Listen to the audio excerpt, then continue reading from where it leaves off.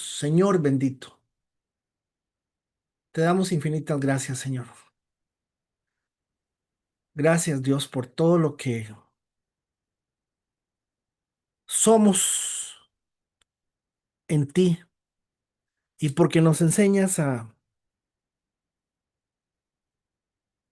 ver lo tuyo, Señor, con una sencillez práctica real.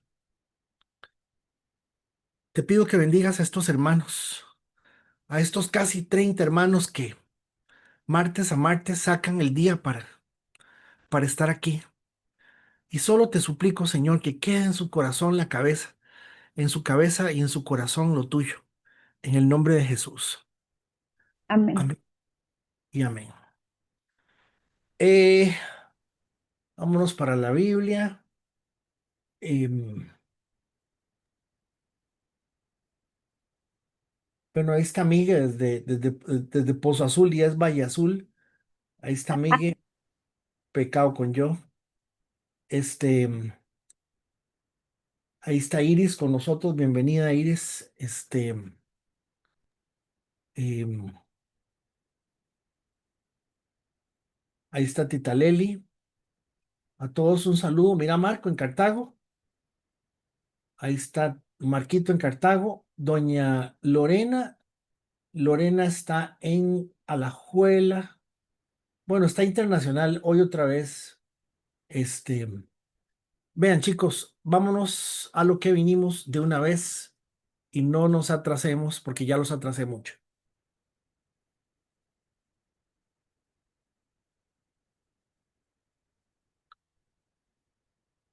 Un hombre llamado Lázaro. ¿Qué dijimos que significaba Lázaro? ¿Quién se acuerda? A ver, que el nombre era totalmente incidental, totalmente vinculado.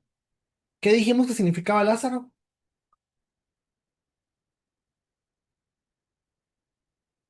No, no pueden ser tantos porque me preocupa que me bloqueen el...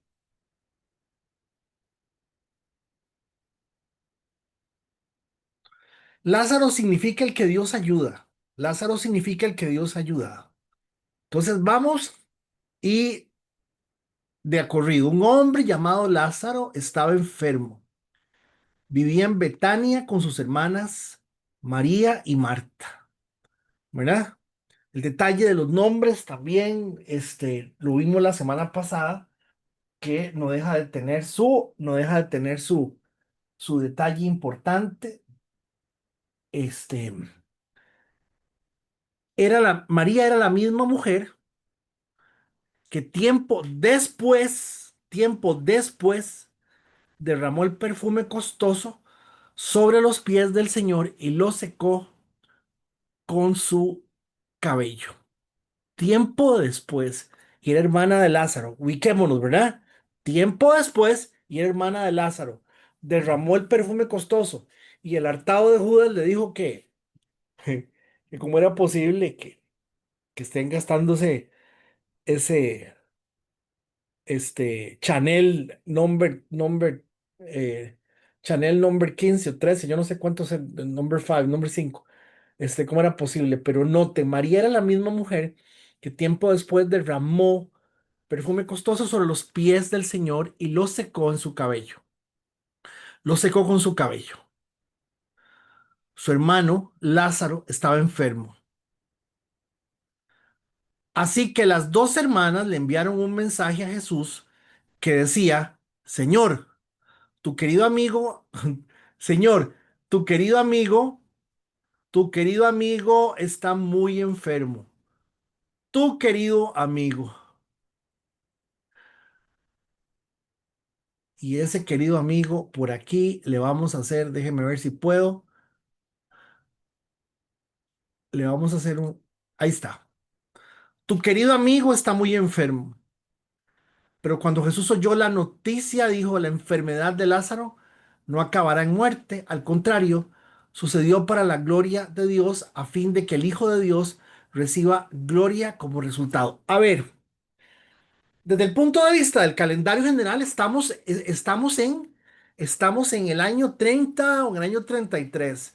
Algunos eruditos dicen que la crucifixión fue en el año 30 y otros dicen que fue en el año 33. Estamos al final, semanas antes de la crucifixión. Este es el cierre de broche de oro. Aquí está el cierre de las cosas. Juan está diciéndole a la gente, yo quiero que ustedes entiendan que el Señor Jesús es Dios. Entonces sigo, sí, para la gloria de Dios, a fin de que el Hijo de Dios reciba gloria como resultado. Reciba gloria como resultado. Y aunque Jesús amaba a Marta, a María y a Lázaro, se quedó donde estaba 2 días más. Pasado ese tiempo, le dijo a sus discípulos, volvamos a Judea. Pero sus discípulos se opusieron diciendo, Maestro, Maestro, hace solo unos días la gente de Judea trató de apedrearte. ¿Irás allí nuevamente? De nuevo, Jesús contestó, cada día tiene 12 horas de luz durante el día. La gente puede andar segura y puede ver por qué tiene la luz de este mundo. O sea, tengo el día para hacer lo que me mandaron a hacer. Y yo tengo que cumplir con eso que me mandaron a hacer. Pero de noche se corre el peligro de tropezar porque no hay luz. Nuestro amigo Lázaro se ha dormido, agregó después, pero ahora iré a despertarlo. Y claro, no entendieron. Señor, le dijeron sus discípulos, se ha dormido, pronto se pondrá mejor. Ellos pensaron que Jesús quería decir que Lázaro solo estaba dormido, pero Jesús se refería a que Lázaro había muerto. Por eso les dijo claramente, Lázaro está muerto, muchachos. Y por el bien de ustedes, por el bien de ustedes, me alegro de no haber estado allí porque ahora ustedes van a creer de verdad. Vamos a verlo. Tomás, que es fascinante, fascinante, don Tomás, al que apodaban el gemelo Dídimo, les dijo a los otros discípulos, vamos, nosotros también moriremos con Jesús. A esta expresión le dijo, vamos, les dijo a los otros, moriremos con Jesús. Ya tenemos dos cositas que las hemos señalado. Creo que es aquí, ahí. Jesús les dice, yo soy la resurrección y la vida. Perdón, no, perdón, eso es parte del texto, nada que ver. Cuando Jesús llegó a Betania, le dijeron que Lázaro llevaba 4 días en la tumba. Betania queda solo unos pocos kilómetros de Jerusalén, como 10 kilómetros. Y muchos se habían acercado para consolar a Marta y a María por la pérdida de su hermano. Cuando Marta se enteró de que Jesús estaba por llegar, salió a su encuentro, pero María se quedó en la casa. Marta dijo a Jesús, Señor, si tan solo hubieras estado aquí, mi hermano no se hubiera muerto. Bueno, vamos a marcar este otro. Vamos a marcar este otro.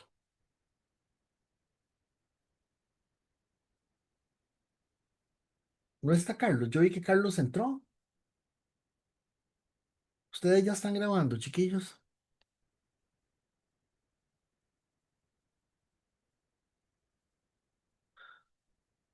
Verso 22. Pero aún ahora, yo sé que Dios te dará todo lo que pidas. Jesús le dijo, tu hermano resucitará. Y ella le dice, cierto, respondió Marta, resucitará cuando resuciten todos en el día final. Jesús le dijo, yo soy la resurrección y la vida, el que cree en mí, aún después de haber muerto, vivirá. Todo el que vive en mí y cree en mí, jamás morirá. ¿Lo crees, Marta? Y esa pregunta, ¿lo crees, Marta? Es una pregunta como con cuatro filos, de doble sentido, de doble filo. Es una pregunta muy importante, pero estamos leyendo, haciendo una lectura para nada más retomar lo que esta noche quisiera extraer de aquí, que no es todo, pero sí que veamos que la escena completa es todo un conjunto. Sí, Señor, le dijo ella, siempre he creído que tú eres el Mesías, el Hijo de Dios, el que ha venido al mundo. Luego Marta regresa donde estaba María y los que se lamentaban, la llamó aparte y le dijo, el maestro está aquí y quiere verte. Entonces María salió enseguida a su encuentro. Jesús todavía estaba fuera de la aldea en el lugar donde se había encontrado con Marta. Cuando los que estaban en la casa consolando a María la vieron salir con tanta prisa, creyeron que iba a la tumba de Lázaro a llorar. Así que la siguieron. Cuando María llegó y vio a Jesús, cayó a sus pies y dijo, Señor, si tan solo hubieras estado aquí, mi hermano no se hubiese muerto. Ay, ah, y esa la marcamos.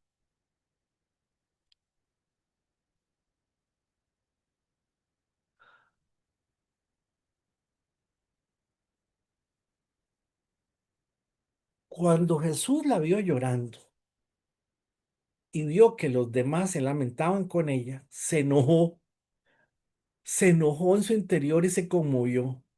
Hay tres expresiones aquí que son fascinantes, damas y caballeros, son fascinantes. Tres expresiones aquí que tenemos que hacernos la pregunta que por qué. Y se han dicho tantas cosas. Cuando Jesús la vio llorando, vio que los demás se lamentaban con ella, se enojó, ahí está, en su interior y se conmovió profundamente. O sea que el asunto es serio. ¿Dónde lo pusieron? Les preguntó. Y ellos le dijeron, Señor, ven a verlo. Entonces, note que la pregunta de Jesús para ellos fue rarísima. ¿Dónde lo pusieron? ¿En una tumba? Pero vengan a verlo, vengan a verlo. Entonces Jesús lloró. Entonces Jesús lloró y todo el mundo dice lo que estoy a punto de decirles. Es el versículo más corto de la Biblia. Entonces Jesús lloró. ¿Y por qué es Jesús lloró? Yo creo que es la razón por la cual estamos aquí esta noche. Las personas que estaban cerca dijeron, miren cuánto lo amaba. Pero otros decían, este hombre sanó un ciego. ¿Acaso podía impedir que Lázaro muriera? Entonces noten que tenemos la expresión de los discípulos, tenemos la expresión de las hermanas y tenemos la expresión del pueblo. Y noten que es interesantísimo. Los discípulos dijeron, de ahí, ¿qué dijeron los discípulos? De lo iban a apedrear en Judea, va a regresar para que lo apedreen, vamos a morirnos con él, de aquí queda. Las hermanas dijeron, de Señor, si usted hubiera estado aquí no se muere. Y el pueblo dice, no, claro, si él había sanado ya a un hombre claro, si no se hubiera, por supuesto que lo hubiera sanado. Imagínense que, pero otros decían, este hombre sanó un ciego. Este hombre, perdón que tenga el micrófono, voy a acomodar esto.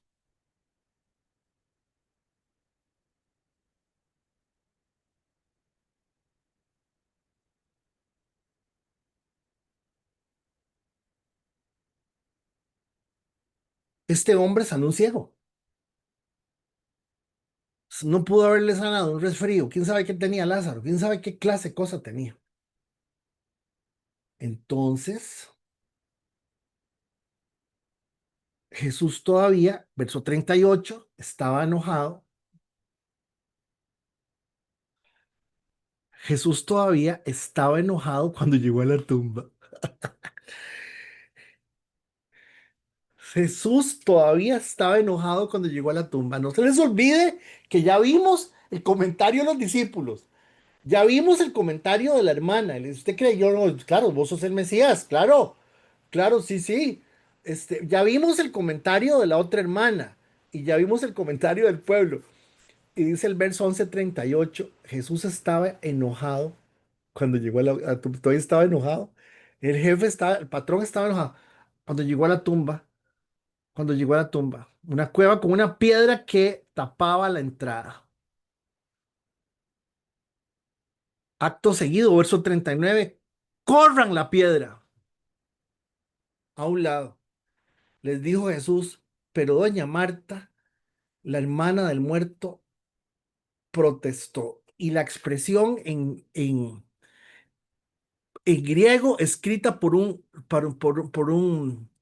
judío es una expresión como se diría en buen español, totalmente onomatopéyica. O sea, la mujer dijo, no, no, no, no, no, no, no, no, no, no. Esto fue lo que ella hizo. No, no, no, no, no, no, no, no está de hondísimo eso. No, no, no, Dios libre. Esto fue lo que ella hizo. Es la expresión que ella hizo.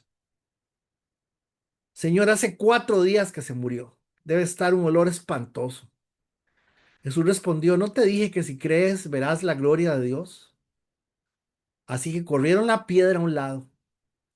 Entonces Jesús miró al cielo y dijo, Padre, gracias por haberme oído.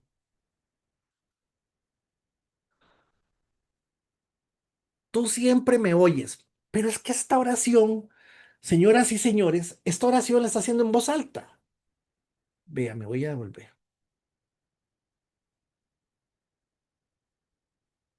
Jesús miró al cielo y dijo, gracias, Padre, por haberme oído.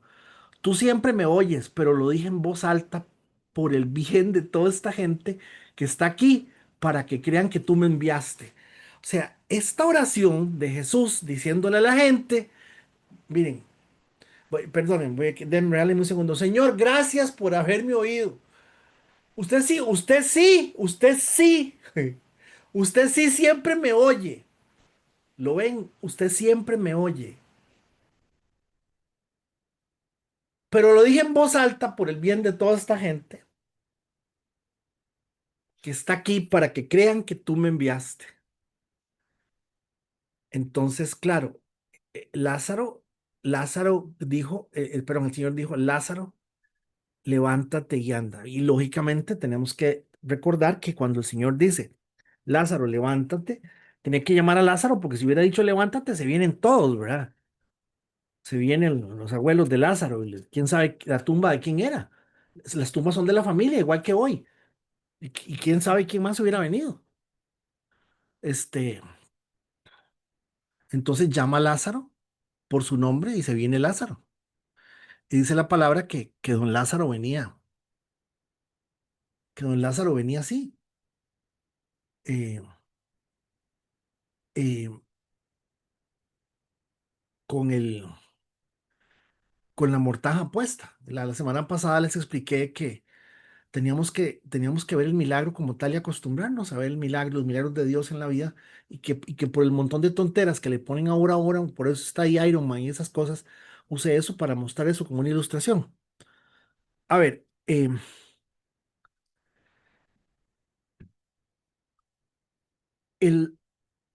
el relato realmente, señoras y señores, es un relato que tiene que ver con la salvación con la salvación de Ernesto, con la salvación de Roxana, la de Federico, la de Eli, la salvación de Iris, la de Mario. Es un relato de la salvación. Y esencialmente el relato de la salvación, porque Jesús lo aclara, yo soy la resurrección y la vida, lo que Jesús está diciendo, si ustedes entienden, ustedes van a resucitar, pero no entienden una cosa, la resurrección empieza porque ustedes están muertos. Yo los voy a resucitar ya. Jesús no dice, yo soy la vida y si se muere la resurrección. Noten que él dice, yo soy la resurrección y la vida. Entonces estamos ante un simple relato de salvación. ¿De quién? De todos. De todos. No entiendo. Bueno, muy sencillo. Hay un día en que el Señor dice el nombre de nosotros y nos llama por nuestro nombre y salimos hediondos y salimos enredados en toda la locura de nuestra vida. Salimos llenos de este montón de cosas del mundo para encontrarnos con el Señor desde la muerte. Por eso la palabra dice, nosotros estábamos muertos en nuestros delitos y pecados.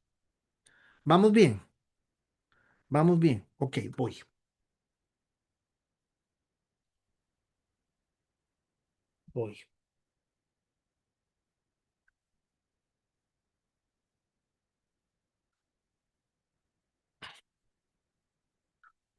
Voy a recoger esto un poquito.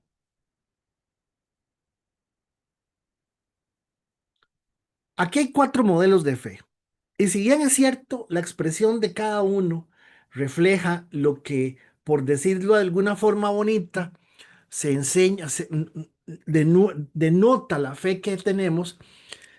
La pregunta pues que tenemos que hacernos de fondo se gira en torno al hecho de que Jesús lloró. Cuando Jesús la vio llorando, vio que los demás se lamentaban con ella. Se enojó en su interior y se conmovió profundamente. Verso 35, no 35, 35, lloró. Y dice, cuando llega a la tumba, el patrón iba furioso. Entonces, esto es muy raro. Y pues que es que él quería mucho a Lázaro y entonces, él, eh, él quería mucho a Lázaro y entonces, hermanos, estamos a 2 semanas de la crucifixión, 2, 3 semanas de la crucifixión.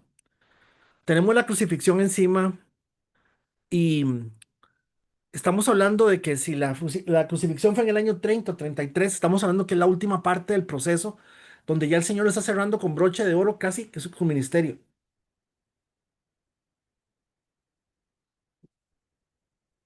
Es más, el Señor ya había resucitado 2 personas antes de Lázaro. ¿Me doy a entender?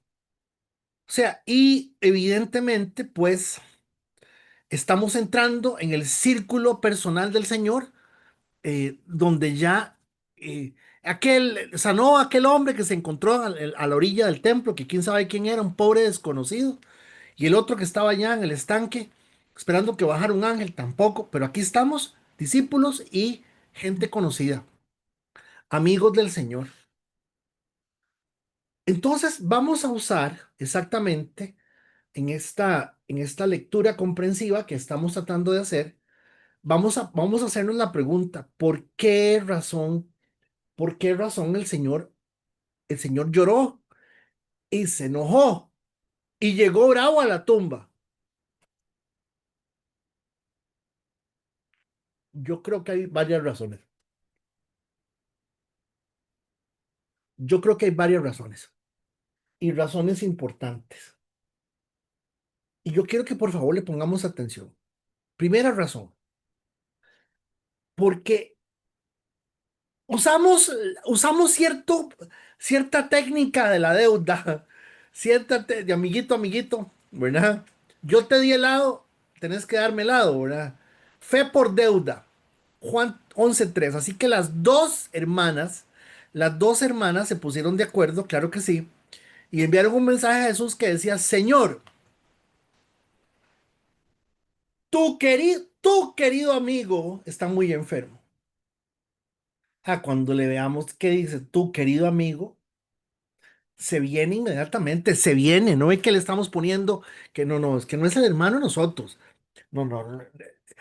Entonces, yo quiero que veamos que hay una intención de fondo en esto. Yo no estoy diciendo que necesariamente el mensaje que le mandan a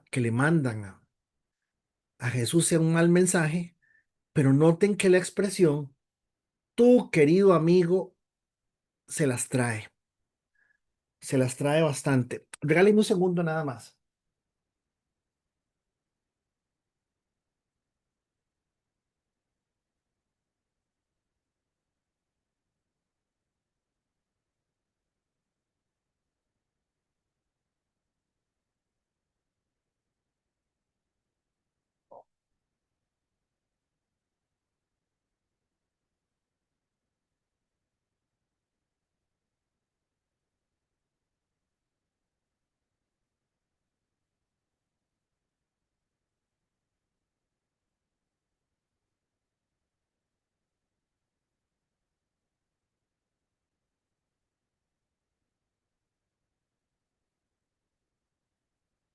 Vean,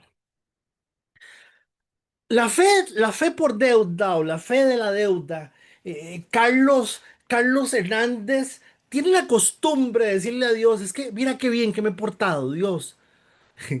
Este, Federico Acuña tiene la costumbre de decirle, mire, ya llevo 15 días, qué cosa más bella de gordo. O sea, es una cosa bella el gordo.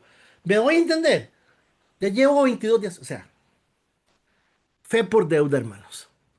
Esta expresión, tu querido amigo, es una expresión muy complicada. Tiene tres errores. Número uno, yo creo que estoy obligando a Dios. ¿Qué otro ejemplo se les ocurre? Yo creo que yo estoy obligando a Dios. Segundo error,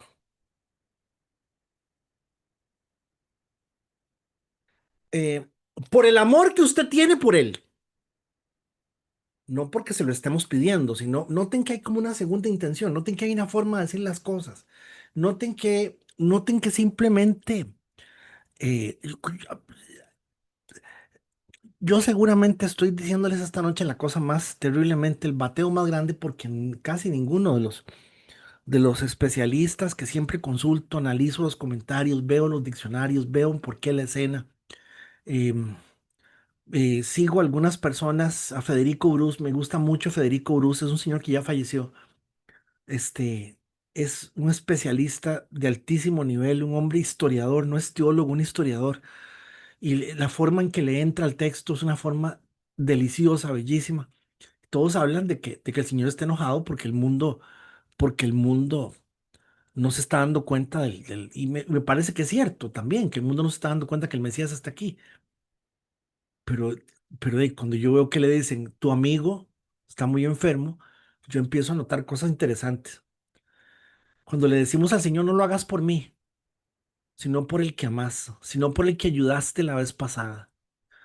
Entonces, si bien es cierto, estos tres errores son casi como estoy diciendo lo mismo en la forma en que lo estoy presentando, eh, porque estoy tratando de que Dios me debe, Dios tiene que cumplirme las cosas porque hay una deuda o porque yo ya tengo algo, usted tiene que responder ante esto. Es muy humano, hermanos, es muy humano, pero no noten que es algo que definitivamente no creo que tiene su reacción. De hecho, el Señor reclama. Y yo quiero dejar muy claro esta noche lo siguiente. Después de la salvación, Dios no nos debe absolutamente nada. Es más, ni siquiera tiene por qué salvarnos. Lo hace por amor, lo hace porque quiere hacerlo, lo hace porque eso lo hace feliz. ¿Me entienden? Solo ser salvos debería de hacernos más que felices. O sea, yo quisiera que esta noche aprovechemos esto de Juan, que es este análisis que venimos haciendo del verso a verso de Juan, pero ya hicimos la introducción de Lázaro la semana pasada, para que podamos ver que la expresión de Marta y de María, que dice que fueron las dos, estaba apelando a deuda, a compromiso, están tratando de comprometer y eso de alguna forma creo que es una de las razones por las cuales tal vez el Señor, digámosle, se enoja, se entristece, se molesta y sigue enojado. Es que siguió enojado.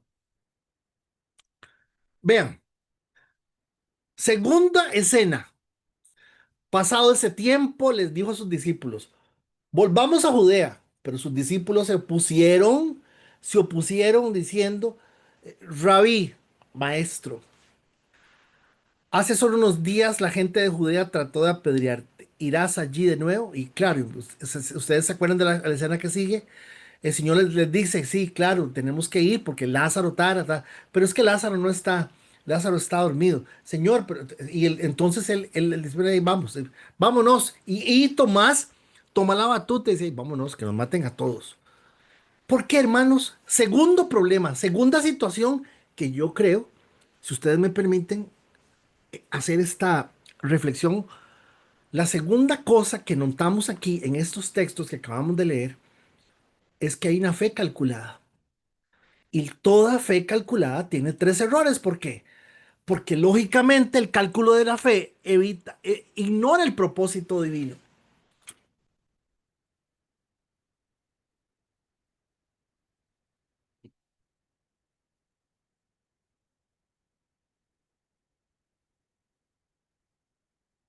Y el propósito divino está por encima de todo. El propósito divino está por encima de mi dolor, de mis años de querer seguir viviendo en esta tierra,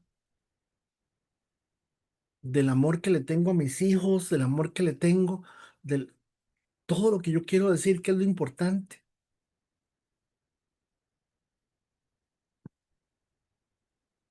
Entonces, cuando ellos le dicen, cuando ellos le dicen al Señor, este, Señor, sí, pero es que lo van a matar, o sea, no, no, no. O sea, la fe calculada, cuando la gente está calculando la fe, pareciera ser que están obviando la realidad del propósito divino. Y el propósito divino es superior a todo eso. ¿Y cómo conozco el propósito divino? La palabra. No hay otra forma de ver las cosas. Y cuando usted entiende la palabra, usted va a entender principios muy básicos. A ver, Dios es soberano.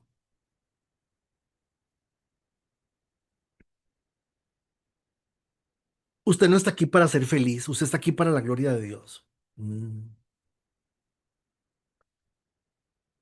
Dios no le debe a usted nada, solamente la salvación. Con la salvación todos deberíamos de estar contentos. Dios no está en obligación de bendecirnos. ¿Cómo se aprende eso? En la Biblia, lo escrito.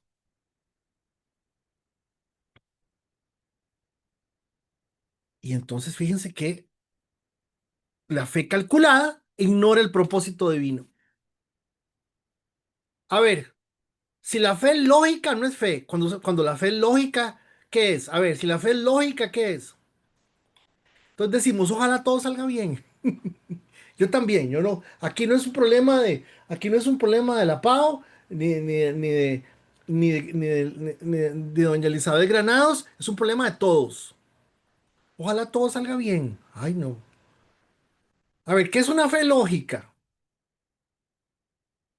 ¿Es la fe nuestra lógica? Sí y no. Sí, en tanto se fundamenta en lo escrito, en la palabra de Dios. Y no porque circunstancialmente no obedece a la lógica de la circunstancia para poder responder a lo que Dios quiere mostrarnos. A ver, pero ¿cómo se llama la fe cuando es lógica? Se llama fe. ¿Cómo se llama?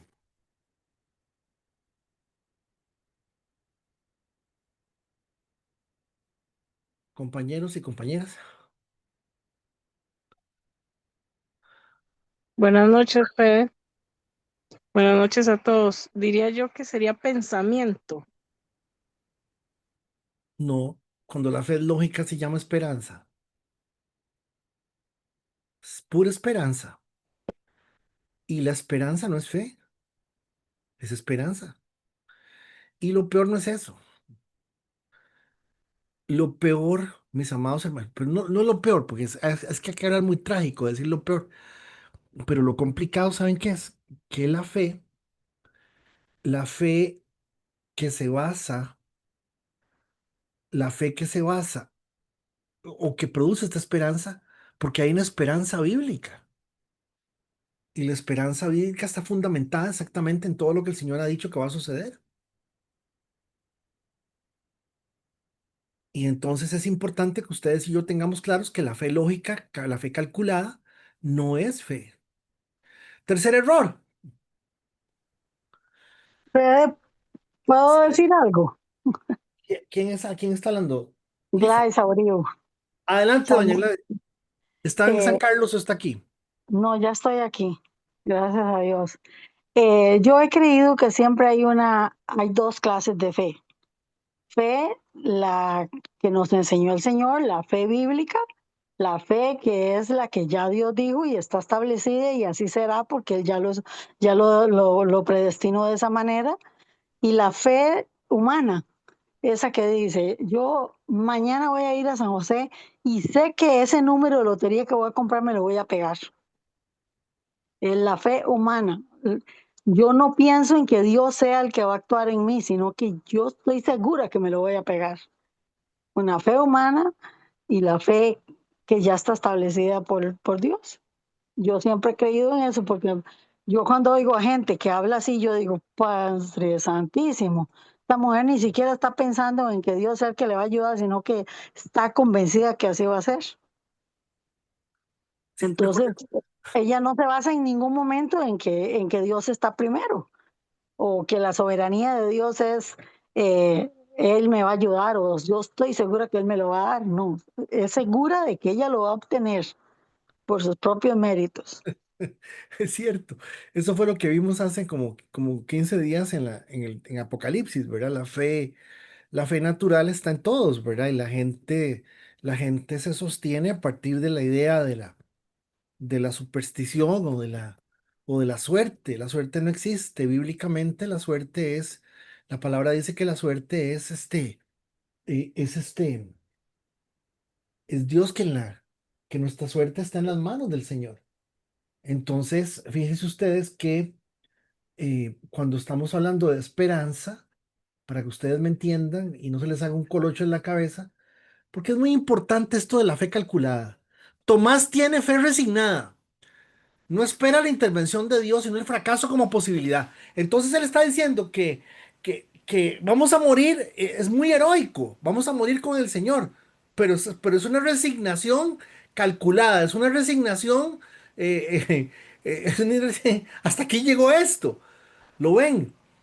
La fe de Tomás es muy genuina para mí. A mí me encanta hablar de Tomás porque Tomás tiene mucho de lo que revela lo que nosotros somos. Y claro, cuando nosotros venimos a- a hablar de una fe clara, ya lo vamos a ver, eh,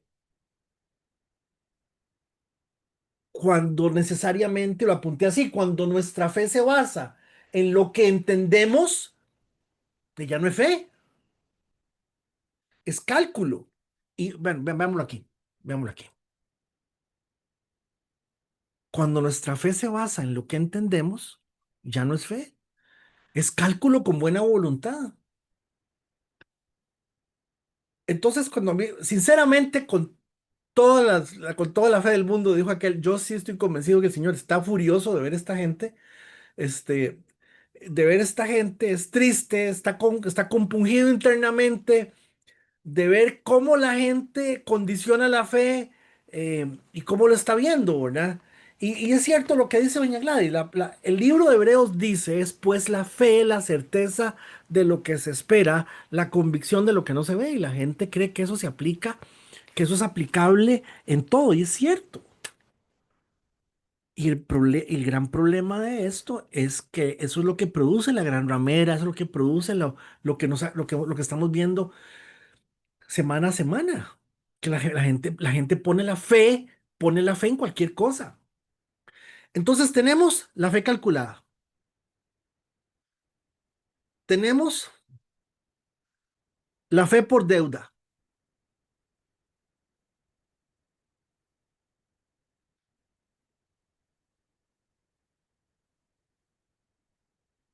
Cuando tu fe necesita que todo cuadre con tu lógica, entonces dejaste de creer en Dios y empezaste a creer en tu entendimiento. ¿Me entendés? O sea, tiene que calzar, tengo que entender esto porque es que si no, esto no, pues, ¿para qué ven? Ni ore, decía Alan Granados. Ni ore, ya no hay nada que hacer. Cuando tu fe necesita que todo cuadre con tu lógica, entonces dejaste de creer en Dios.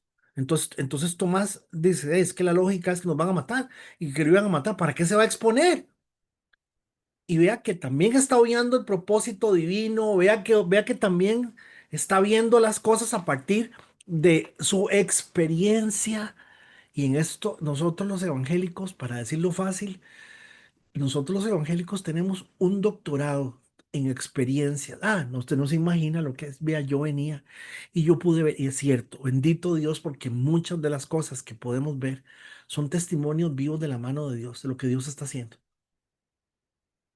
Pero compañeros y compañeras, cuando la fe necesita que todo cuadre con la lógica, entonces dejamos de creer en Dios y empezamos a creer en mi entendimiento. O sea, así es como Dios tiene que ayudarme. Así es como Dios tiene que ayudarme. Tercer cuadro, fe por escenario. Fe por escenario. ¿Qué significa fe por escenario? Marta le dijo al Señor, Señor, si tan solo hubieras estado aquí, mi hermano no habría muerto.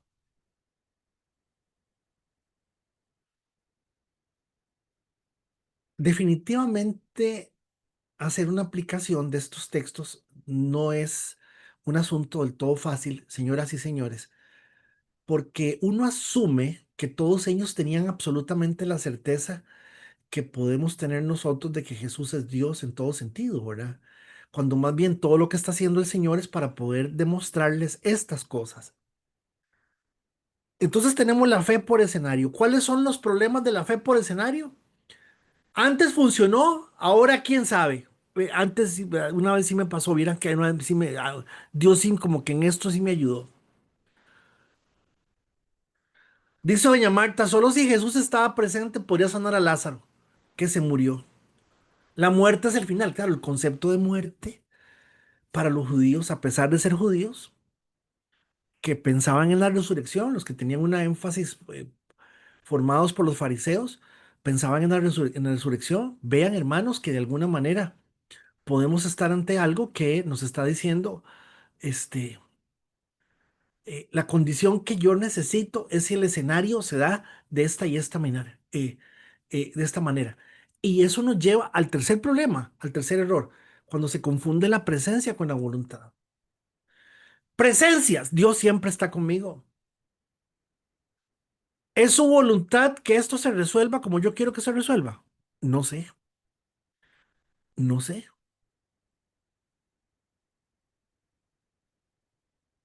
Pero es que Dios quiere que siempre nos vaya bien. No sé si alguien quería decir algo. Si alguien quiere decir alguna cosa, no se preocupe, lo puede hacer. No sé si alguien quiere decir algo. Me interrumpe solamente.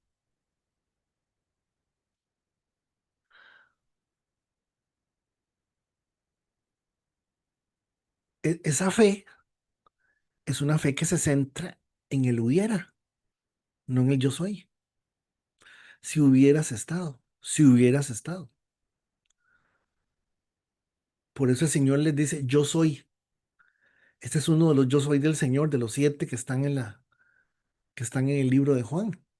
La fe se centra en el yo soy, no en el hubiera.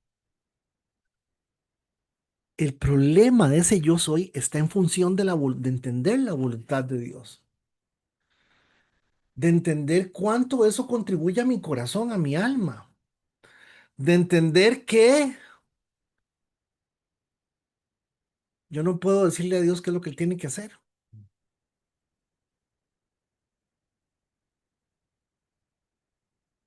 Y termino, yo le puse el síndrome del cuarto día, que podríamos decir que es la fe del cuarto día.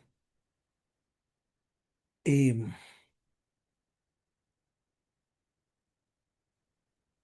y claro, lógicamente ustedes entenderán que el cuarto día eh, es el texto que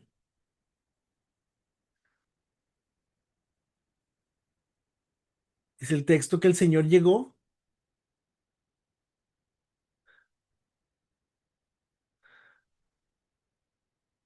Jesús todavía estaba enojado cuando llegó a la tumba,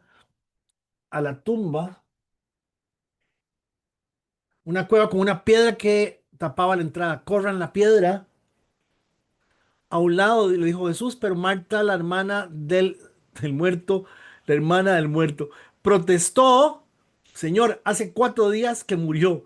Debe haber un olor espantoso. Recordemos que Marta, el nombre de Marta significa la señora de la casa, la señora que, y por eso ella estaba ordenando. Señor, no te da cuidado de que yo esté aquí lavando platos y toda la historia, y esté sentada escuchándote. Ay, Martica, ella escogió lo mejor. Marta, mira, no vi que estaba fuera de cámara. Marta, muy humana, muy real, y Marta le dice al Señor, este, esto hace 4 días, ¿verdad?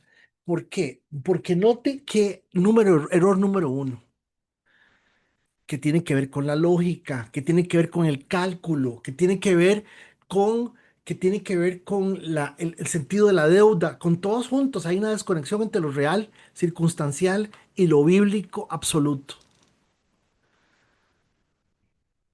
Y lo bíblico absoluto es que Dios no nos va a complacer siempre. Y lo bíblico absoluto es que Dios está buscando nuestra salvación.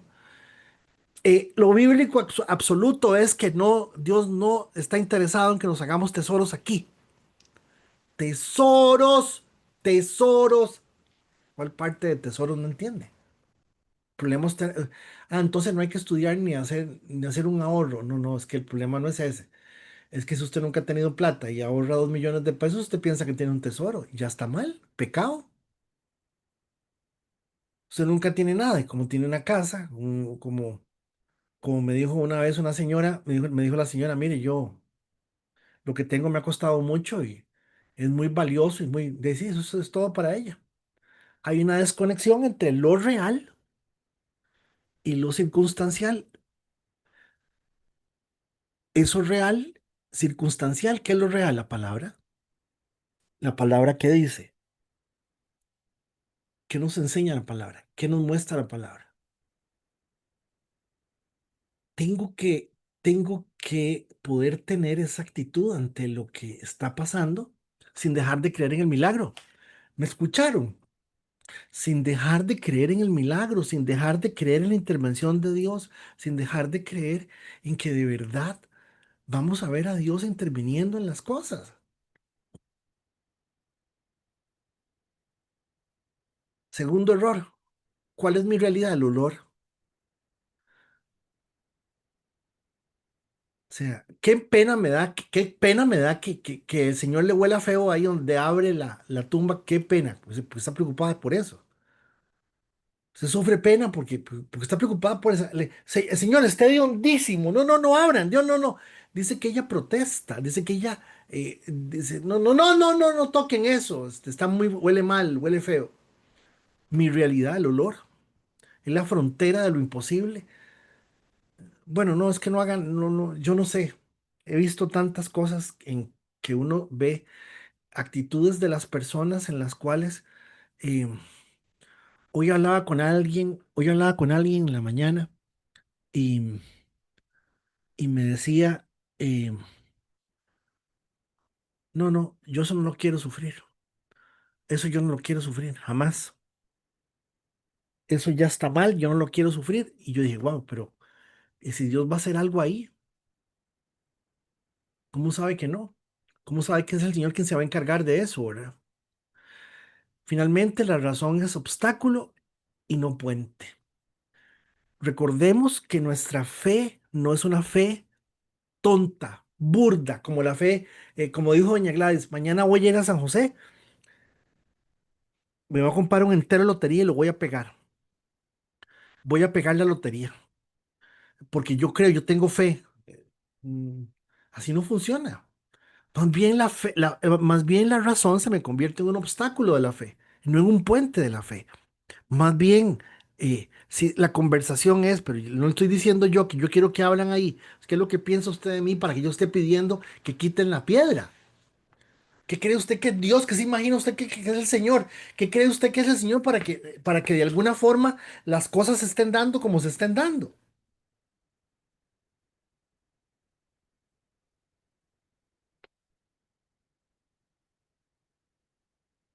Y claro, lo más importante no es el olor, sino la presencia del Señor en el lugar donde está. Lo demás es la escena que usted conoce.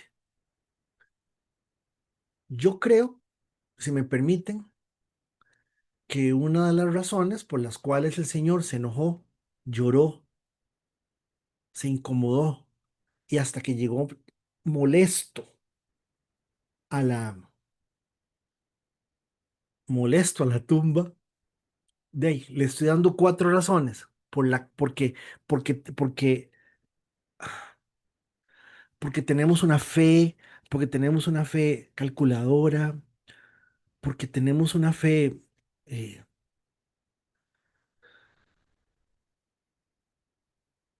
que, que se basa en lo y no sé si decir el qué dirán, por eso le puse síndrome, porque es que como que junta todo, ¿verdad? Y donde ella le dice, ya el Señor había sanado, ya el Señor venía de sanar al ciego, ya le están diciendo y oyendo, si este hombre ya sanó a un ciego, y entonces, fíjense ustedes que esto nos tiene que hacer reflexionar. Seguramente esta no es la razón por la cual el Señor lloró, y esa no es la razón por la cual el Señor se enojó, seguramente que no. Seguramente que hay razones más válidas por cuando María sale de la casa a encontrarse con el Señor, la gente se va detrás de ella, ¿verdad? Y ver la misma actitud en María que de Marta le produce una reacción al Señor inmediatamente, ¿verdad? Y ver a la gente, dice que la gente empezó a consolar a María, ¿verdad? Y claro, pues, les digo, este es el milagro previo a la crucifixión. Tanto es así, tanto es así,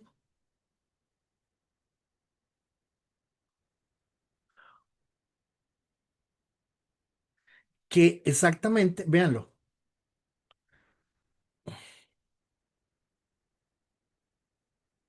al ver lo que sucedió, ojo, al ver lo que sucedió, muchos de los que estaban con María creyeron en Jesús. Ven con María, pero otros se fueron a ver a los fariseos para contarles lo que Jesús había hecho. Vean qué contraste más interesante. Esos otros son de los que estaban con María, pero otros fueron a contar para contarles lo que Jesús había hecho. Entonces los principales sacerdotes y los fariseos convocaron al Concilio Supremo. ¿Qué vamos a hacer? Se preguntaron unos a otros. Sin duda ese hombre realiza muchas señales milagrosas. Si lo alejamos, si lo dejamos seguir así, dentro de poco todos van a creer en él. Entonces el ejército romano vendrá y destruirá tanto nuestro templo como nuestra nación, lo cual es muy posible que fuera real. Es muy posible que fuera real.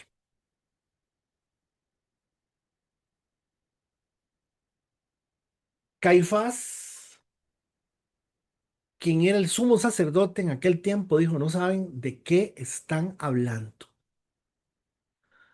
No se dan cuenta que es mejor para ustedes que muera un solo hombre por el pueblo y no que la nación entera sea destruida. Noten que hace una profecía, la famosa profecía de Caifás, cuando dice es, es mejor que él muera.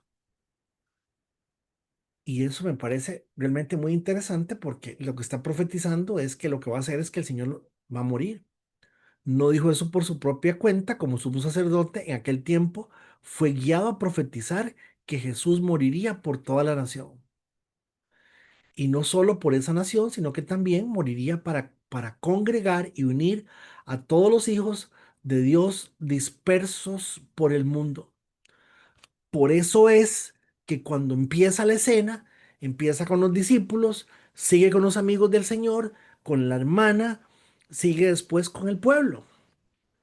Así que a partir de ese momento, los líderes judíos comenzaron a conspirar para matar a Jesús. Como resultado, Jesús detuvo su ministerio público entre el pueblo y salió de Jerusalén. Fue a un lugar cercano al desierto, a la aldea de Efraín, y se quedó allí con sus discípulos.